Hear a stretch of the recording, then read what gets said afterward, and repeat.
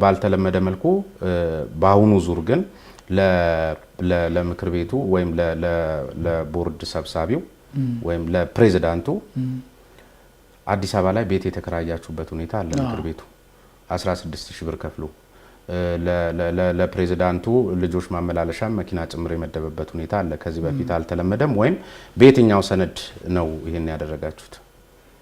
ውሳኔ የአጠቃላይ የቻምበሩ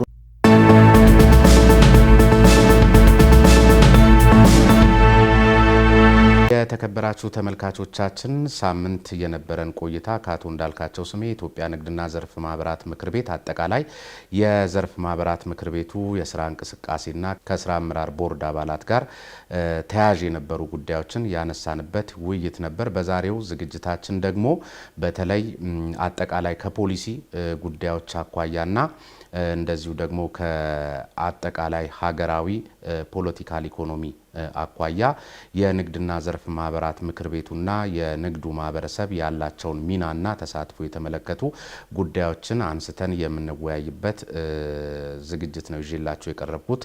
እስከ ፕሮግራሙ ፍጻሜ አብራችሁ እንድትቆዩ አሁንም በድጋሚ ጋብዛለሁ።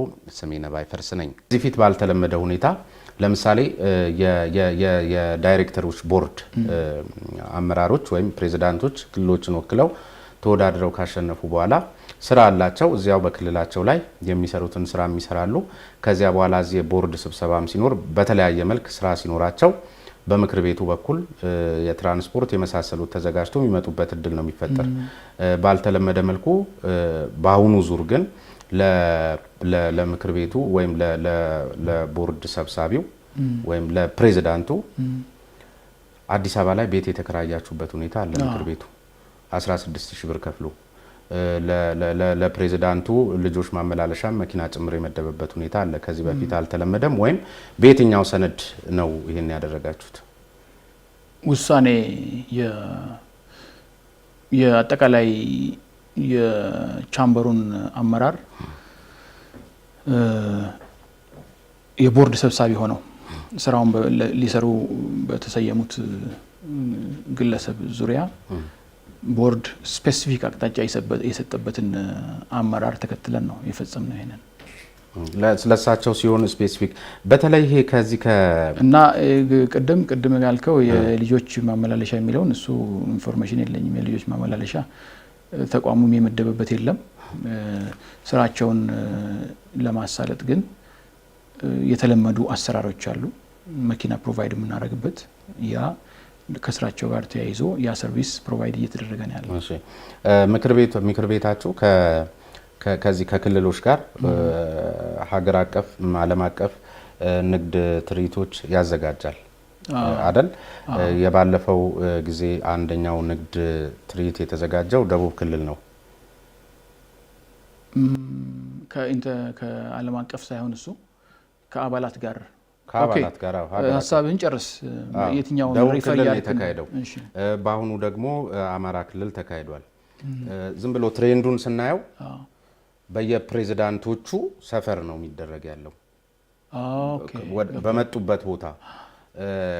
ይህንን ደግሞ በጥናት ላይ ተመስርቶ ለንግዱ ማህበረሰብ ጠቃሚ የሆነ ልምድ በሚገኝበት አግባብ እንጂ መከናወን ያለበት ፕሬዝዳንቶቹን ለማስደሰትና ራስን ለሚቀጥለው ዙር ምርጫ ማመቻመቻ በሚሆን መልክ ቦርዶቹ በሚያደርጉበት ጊዜ እናንተ እንደ አንድ የጽህፈት ቤት ሰራተኞች ማድረግ የሚገባችሁን ነገር ስታደርጉ ማይስተዋልምና ይሄ ልክ ነው ወይ? ትክክል አይደለም። ያለህ መረጃ ትክክለኛ መረጃ አይደለም። አሁን ያነሳው በዓለም አቀፍና በአገር አቀፍ የንግድ ትርኢት ዝግጅት ላይ በአገር አቀፍ ተቋሙ አካባቢ ያሉ ኤክስፒሪየንሶችና ስኪሎች አሉ፣ ልምዶችና ክህሎቶች ማለት ነው።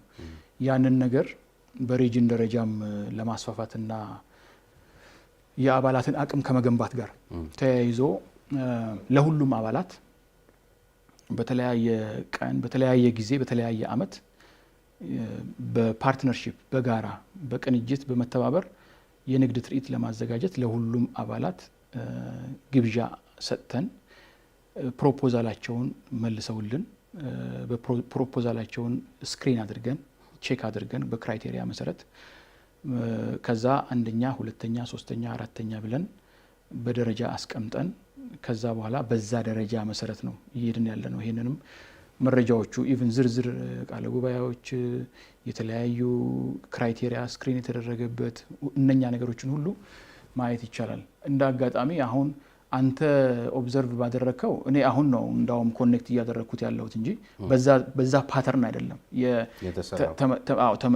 ያጋጣሚ ነው። ኦፍ ኮርስ ሰነዱን ስታየው አንን ማየት ትችላለህ። ምንም እኮ ግልጽ ነው። ነገር ግን ተጠይቀው ለምሳሌ ተራ ደርሶ ለምሳሌ ድሬዳዋ ቻምበር ላይ የሆነ ሶስተኛው ላይ ነው ምናምን ነበረ። ነገር ግን እነሱ አካባቢ ቻምበሩ አካባቢ ወቅቱን ጠብቆ ምርጫ አካሄዶ ሴትል ያደረገ ሁኔታ ስላልነበረ ወደሚቀጥለው የሄደበት አጋጣሚ አለ። ባይ ዘ ዌይ ይሄ አሁን አማራ ቻምበር ላይ የተደረገው ባህር ዳር ላይ የተደረገው እንትን የባለፈው አመት ተንከባሎ የመጣ ነው። አሁን ያሉት የቦርድ ሰብሳቢ ወደ ስልጣን ከመምጣታቸው በፊት የተጀመረ ሂደት ነው እንጂ ልክ ፕሬዝዳንት ሲሆኑ ወይም ደግሞ እኛ በጽህፈት ቤት ደረጃ በዛ አይደለም የምናየው፣ በመረጃ የተደገፈ ነገር ነው የምነግርህ።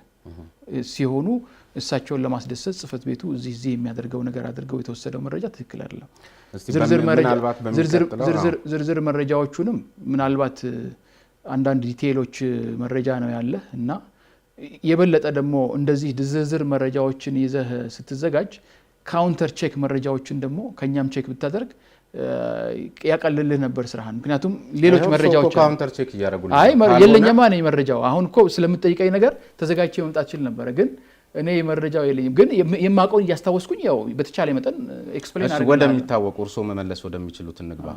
ለምሳሌ ለምክር ቤቱ የገቢ ምንጭ ከሆኑት አንደኛው ይሄ በየአመቱ የሚዘጋጅ የኢትዮ ቻምበር ዓለም አቀፍ የንግድ ትርኢት አንድ የገቢ ምንጭ ነው። አዎ። እና እሱን የሚያስተባብረው ዳይሬክቶሬት ፈርሷል በመዋቅር አይደል? አልፈረሰም ማለት በመዋቅር ስም ፈርሷል የሚል እንትንም ስለደረሰ ነው። ካልፈረሰ እነኚህ መረጃዎች ያው እኛው ጋር ምንድነው አሁን የኩነት አስተዳደር ክፍል የሚል ይሄን ኢቨንቱን ራሱን ኮኦርዲኔት የሚያደርግ እንዳውም አሁን እዛ ላይ የሚሰሩት ግለሰብ በጡረታ ስለወጡ ሌላ አዲስ የሰው ኃይል ተመድቦ በአዲስ መልኩ የተደራጀበት ነው ያለውና አልፈረሰም። እሺ፣ ሌላ የውጭ የትምህርት ለሰራተኞቻቸው አቅም ግንባታ አንዱ ነው ብለውኛልና የትምህርት እድል የምትሰጡበት መንገድና አሰራር ምን አይነት ነው? የትምህርት እድል በአገር ውስጥ ሰራተኞች በራሳቸው ኢንትረስት ፍላጎት ከስራቸው ጋር የተያያዘ አቅማቸውን ለመገንባት የሚያስችል ምርጫቸው ሆኖ የስራ ሰዓታቸውን ሲግኒፊካንትሊ በማይሻማ ደረጃ አሬንጅ ተደርጎ በሚያቀርቡበት ጊዜ በጀት ይዘን የምናስተናግድበት አለ። እንደገና ደግሞ ከውጭ አካላት ጋር በተለያዩ ኤምባሲዎች በኩል ለተቋማችን ሊሰጡ የሚችሉ የተለያዩ የስልጠና ኦፖርቹኒቲዎችን ቼክ እናደርጋለን። አጋጣሚዎችን የስልጠና ፕሮግራሞችን ተጻጽፈን ሰራተኞቻችንን ስራ በማይጎዳ መልኩ 2 ጊዜ አጫጭር ስልጠናዎች ናቸው እነኚህ 2-3 እየሆኑ እየሄዱ 3 ሳምንት 2 ሳምንት የሚያገኙበትን ነገር ፋሲሊቴት እናደርጋለን። በሶስተኛ ደረጃ ረጅም ጊዜ ለምሳሌ አሁን ለፒኤችዲ እንደዚህ አይነት ሰፋ ያለ ጊዜ በራሳቸው ስራ ለቀው ነው የሚሄዱት። እንደዛ ሲሆን ምክንያቱም ያ ቦታ ክፍት ሆኖ መቆየት ስለማይችልና ተቋሙም ደግሞ ኮንቲኒየስሊ ለነሱ ክፍያ እየከፈለ ማስተማር የማይችልበት ምኑ ለምሳሌ እሱ ላይ ነው ጥያቄ አሁን አግኝቶኛል።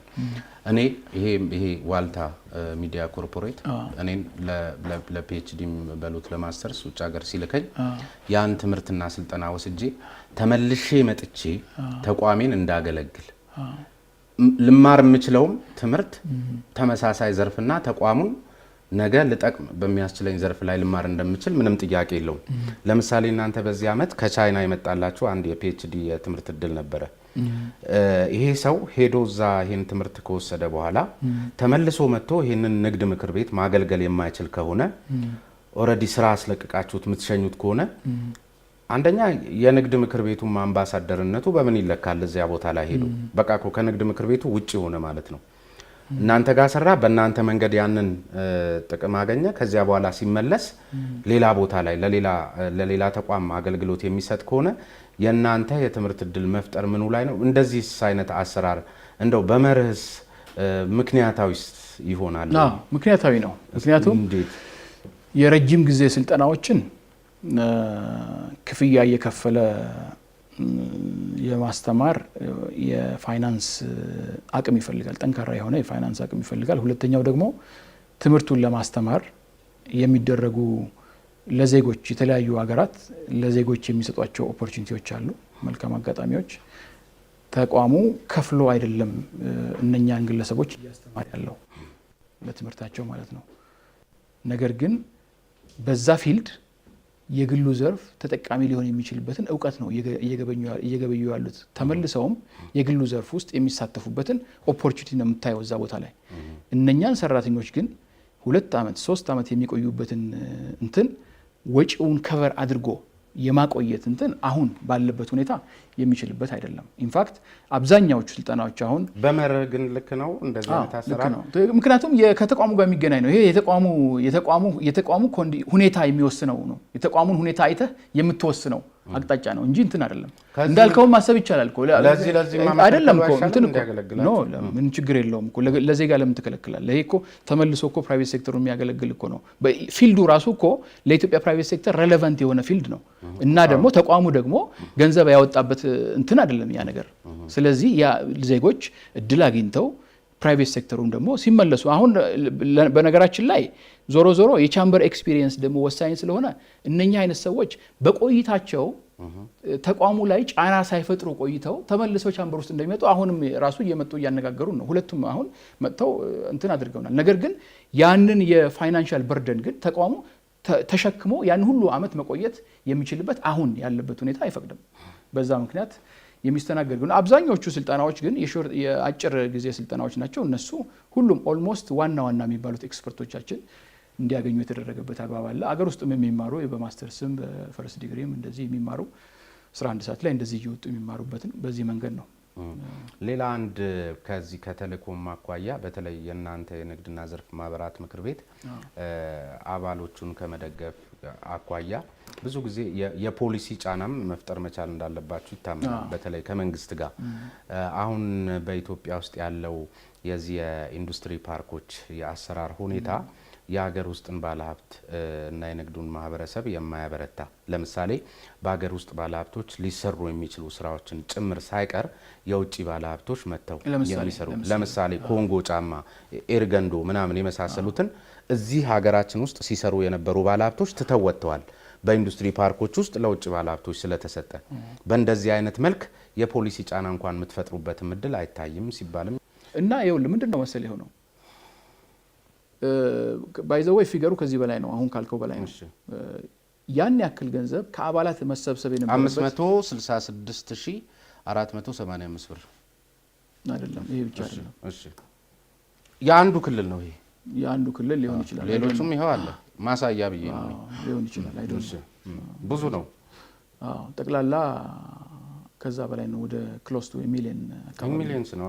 ልክ ነው። እና ምንድነው እነኚህ ሪሲቨብልስ ወይም ደግሞ ከአባላት መሰብሰብ ያለባቸው መዋጮዎች መከፈል አለባቸው።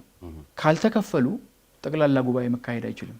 ይሄ ነው የጽሕፈት ቤት እንትን ህጉም እንደዚህ ነው። ይሄን ግን ቦርዱ አጽድቆ በሰጠን መመሪያ ይሄን ነገር ይዘን በምንሄድበት ጊዜ ነው ጠቅላላ ጉባኤማ መካሄድ አለበት። ምክንያቱም ይሄ ነገር ያልተከፈለበት የተለያየ ምክንያት አለው። እነኚህ ምክንያት ደግሞ ተቋሙን ፎርም የሚያደርጉት 18ቱም አባላት ተሰባስበው ይነጋገሩበት የሚል አቅጣጫ ይዞ አነጋግሮ አባላቶቹን አነጋግሮ ውሳኔ ያመጣልን። ፕሮሚሰሪ ኖት እንዲከፍሉ ፕሮሚሰሪ ኖት ይፈርሙና ቃል ኪዳን ሰነድ ይፈርሙና ጠቅላላ ጉባኤ ይካሄድ ወደሚል ተካሄደ ማለት ነው። ጠቅላላ ጉባኤ ተካሄደ። ምርጫ ተከናወነ። ከዛ በኋላ ምርጫ ከተከናወነና አዲሱ ቦርድ ቴክ ኦቨር ካደረገ በኋላ እነኚህ ፕሮሚሰሪ ኖት የማስከፈል ስራዎቻችን ቀጠልንኛ። the first ማስታወሻ ሰከንድ ማስታወሻ ኤክስፕሌን የሚያደርጉ ከነኛ አሁን አባላት መክፈል ያልቻሉበትን ምክንያት እየዘረዘሩ የሚያቀርቡበትን ነገር ቦርድ እንደገና ማየት ጀመረ። ከዛ ያንን ነገር ከመረመረ በኋላ ይሄ ነገር የሚሆንበት አግባብ ዝቅተኛ ስለሆነ እንደገና ለጠቅላላ ጉባኤ የሚቀርብበትን ነገር ማየት አለብን የሚል ውሳኔ ያሳለፈና በጽህፈት ቤት ደረጃ በተቀመጡ አቅጣጫዎች መስራት ያለበት የሰው ኃይሉ መስራት ያለበትን ነገር እያከናወነ ነው። የቦርድ ውሳኔ የመጨረሻው ተቋሙን የሚመራ አካል ውሳኔ ነው። ያንን ነገር ነው ይዘን አሁን እዚህ ውስጥ ባለ ዕዳ ከሆኑት መካከል አንዱ የአማራ ክልል ምክር ቤት ነው። ከዚያ ደግሞ ሌላው ትግራይ ክልል ምክር ቤት ነው። ከዚያ ሌላው ደግሞ የደቡብ ነው። እንደዚህ እያለ ነገ ደግሞ ተረኛው የቦርድ ሰብሳቢው ከዛ ባለ ዕዳ ከሆነ እሱም ሊሽረው ሊሆን ይችላል ተብሎ ነው ሊወሰድ የሚገባው። ምንድነው መሰለ ይሄ አጠቃላይ የቻምበር ሲስተሙ የንግድ ምክር ቤት ስርዓቱን ሁኔታ ስታየው የአቅም ውስንነቶች አሉበት። እንግዲህ በየክልሉ የተቋቋሙ ንግድና ዘርፍ ማህበራት ምክር ቤቶች ኢቭን በገንዘብ ደረጃ ጽህፈት ቤት አቋቁመው የሰው ኃይል ቀጥረው ለአባላት አገልግሎት ሰጥተው ከዛ በኋላ አባላትን እያፈሩ የሚጠናከሩበትን አግባብ ለመፍጠር የተደረገው ጥረት አንዳንድ ክልል ላይ የተሻለ ውጤት የታየበት አለ። አንዳንድ ክልል ላይ ስቲል ቢሮ እንኳን አደራጅቶ ለማያዝ የአቅም ቻሌንጅ ያለባቸው አለና የክፍያ ሁኔታና አገራዊ አገር አቀፍ ንግድ ምክር ቤቱን በአባልነት ይዘው ያሉትን ነገሮች ስናይ እታች ያሉትን የአቅም ጉዳይ እየመረመረ አቅጣጫ የመስጠት ኃላፊነት አለበት። የሌሎቹም አንዳንዶቹ አቅም ያላቸው ኮንትሪቢዩት ያደርጋሉ። ነገር ግን አቅም ያላቸው ብቻ አይደለም የሚመሩት፣ አቅም ለሌላቸው ወክለው ነው የሚመጡት። የነሱንም ችግር የማየት ኃላፊነት ይዞ ስለሚቀመጥ አመራሩ ሰፋ ያለ ቪው ነው የሚፈልገው።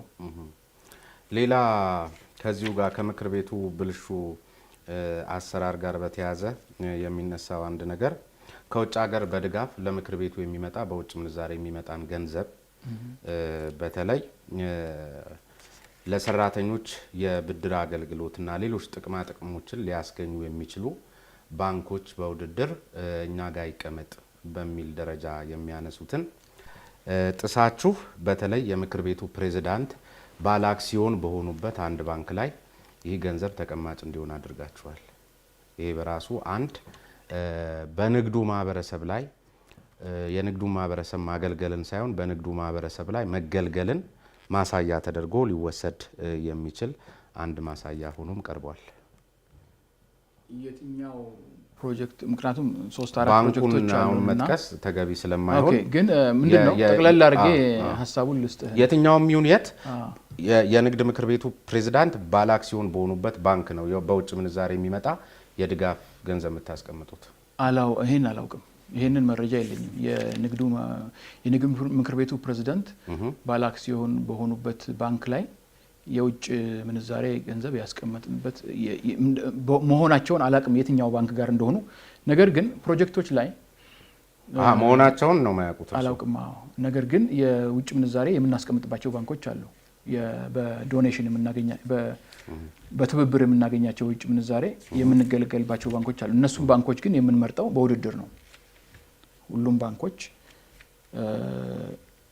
መረጃው ተሰጥቷቸው ምን አይነት ቤኔፊት ምን አይነት ጠቀሜታ ሊያቀርቡልን እንደሚችሉ እኮ አሁን ለምሳሌ እንደሱ አይነት ነገሮች በብዙዎች በኩል ቀርበው አሁን ያን ባንክ ራሱን መከላከል በማይችልበት ሁኔታ ላይ ማንሳት ተገቢ ስላልሆነ ነው ይሄም አላነሳው እንጂ የንግድ ምክር ቤቱ ፕሬዝዳንት አሁን እሱንም እርሶም አላቅም ስላሉኝ እንጂ አክሲዮን አባል መሆናቸውን አላቅም እኔ እሱ ላይ ነው። ነገር ግን ሌላ እኔ ፕሮጀክቶቹ ግን የኛን ፕሮጀክቶች ጠቅሼልህ እነሱን ስንጠቅስ ወደ ባንኮቹ ልንሄድ ስለሆነ ኦኬ ጠቅላላ አድርጌ ላስቀምጥልህ እየሰራንበት ያለውን ነገር አሁንም በመረጃ ላስደግፍልህ የምችለው ነገር ማለት ነው።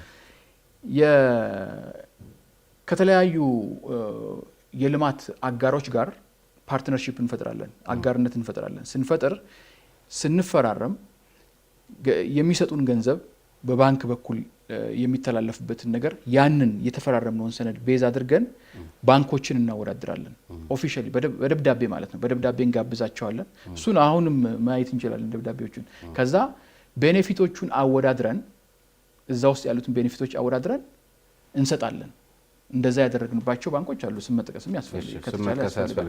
እሺ፣ ከዚሁ ጋር በተያያዘ ግን ከውጭ ጉዞ ተመላሽ መሆኑ የሚገባው አሁን ለምሳሌ የውጭ ጉዞ ሲደረግ የቦርድ የስራ አመራር ቦርድ አባላት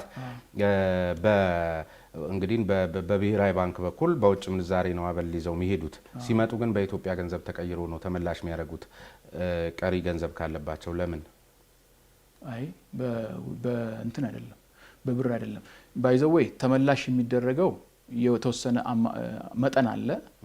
ለምሳሌ ለመጠባበቂያ፣ ለእንግዶች ለማስተናገጃ፣ ለተለያዩ ነገሮች ጠቀሜታ የሚውሉ የተወሰነ አማውንት በውጭ ምንዛሬ የሚሄድ ገንዘብ አለ። ያንን ገንዘብ ካልተጠቀሙበት እንዳለ ተመላሽ የሚሆነው በውጭ ምንዛሬ ነው። እሱን በመረጃዎች ማስደገፍ ይቻላል። የተጠቀሙበት ካለ ግን የተጠቀሙበትን ሪሲትና ቀሪው በውጭ ምንዛሬ ያልተጠቀሙበት ፓርት በውጭ ምንዛሬ ተደርጎ ገቢ ይደረጋል። በተለያየ መንገድ ገቢ የተደረጉትንም ሪሲቶች የተለያዩ ሰነዶችንም ማየት ይቻላል። እሱ እሺ፣ ሌላ የምታወጡት ጨረታ በራሱ ግልጽነት የሌለው ነው። አንድ ማሳያ ልጥቀስልዎት። እንግዲህ አሁን ከዚህ ከምንዛሬው ከባንኮች ጋር በተያያዘ በተለያየ መልክ እንትኑን ለማድረግ የማይመችና ሰዎች በማይከላከሉበት ወይም ተቋማት በማይከላከሉበት መልኩ ማንሳት ስላልተቻለ ሊሆን ይችላል። ይሄ ግን እርስዎ ጋር የሚገኝ በእጆት ላይ ያለ መረጃ ስለሆነ ነው። ለምሳሌ የምክር ቤቱን ስትራቴጂክ እቅድ ለምክር ቤቱ የቦርድ አባል ነው የሰጣችሁት ያለ ጨረታ።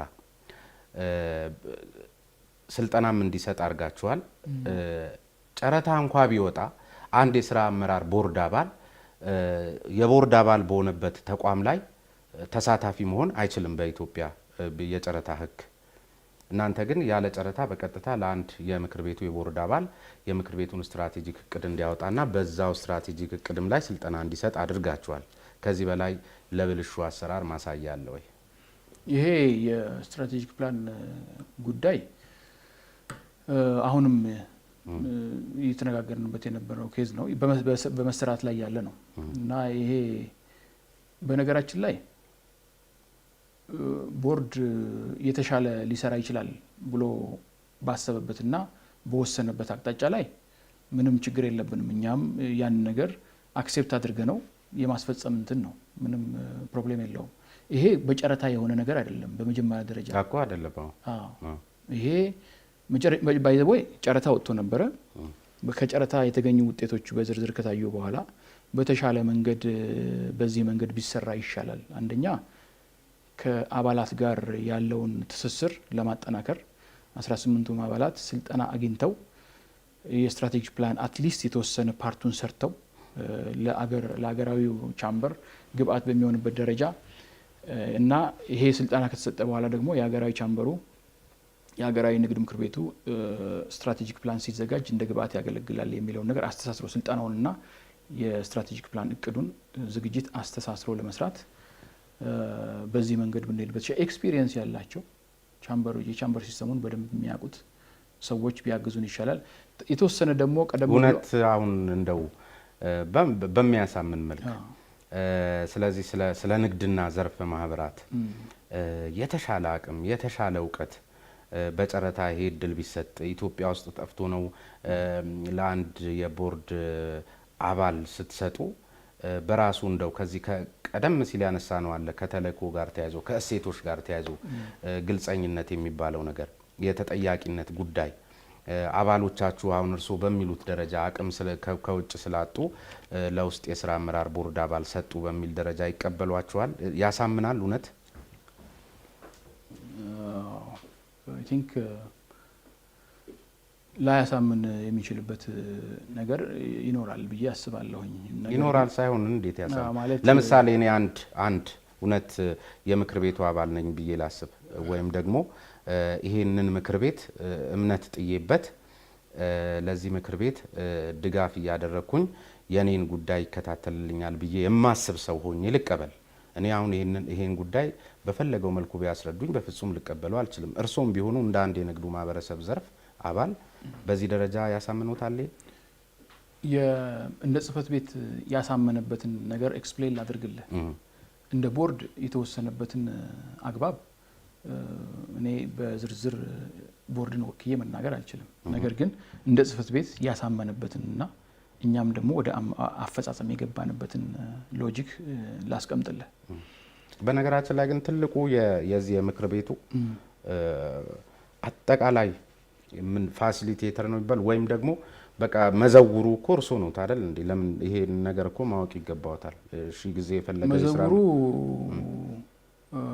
ብዙ ነገር በእርሶ በኩል ነው።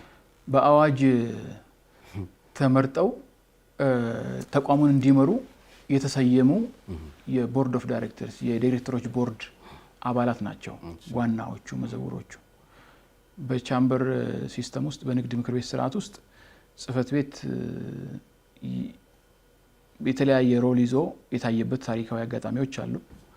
ነገር ግን አዋጁን ገልጠህ ካነበብከውና አደረጃጀቱን ህግን መሰረት አድርገህ ከሄድክ ተቋሙን ከንግዱ ማህበረሰብ ተመርጠው እንዲመሩ አቅጣጫ እንዲሰጡ የተቀመጡ የቦርድ አባላት ስልጣን ላይ ነው ያለው የምትለኝ አቅጣጫን የመስጠት ማለት ነው።